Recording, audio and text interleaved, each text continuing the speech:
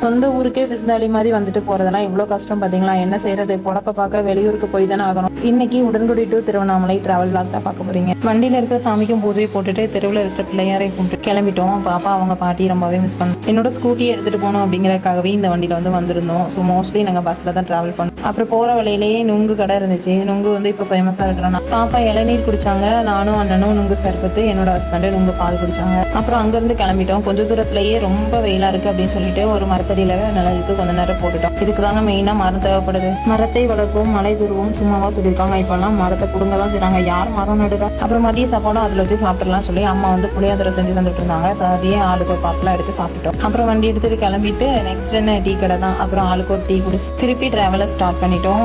ஊருக்கு போயிட்டு வந்தாலே என்னோட கலரா இது அப்படின்னு சொல்லி யோசிக்கிற அளவுக்கு ஆயிருது ஃபேஸ். அது என்ன ரீசன் தெரியல, ஊருக்கு வந்தாலே ஒன் டேல கலர் தன்னால சேஞ்ச் ஆயிடுது. அப்புறம் கொஞ்சம் தூரத்துல ஒரு தள்ளுவண்டி கடையில சரி சாப்பிடலாம் அப்படின்னு சொல்லிட்டு ஆளுக்கு சிக்கன் ரைஸ் சாப்பிட்டுருந்தோம். வர்ற வழியிலையும் வண்டி கொஞ்சம் ஃபால்ட்டாவே இருந்தனால கொஞ்சம் வீட்டுக்கு வர்றதுக்கும் நேரம் ஆயிடுச்சு. ஒரு வழியா வீட்டுக்கும் வந்துட்டோம். நெக்ஸ்ட் ஒரு மினி விளாக்ல பார்க்கலாம். பாய்.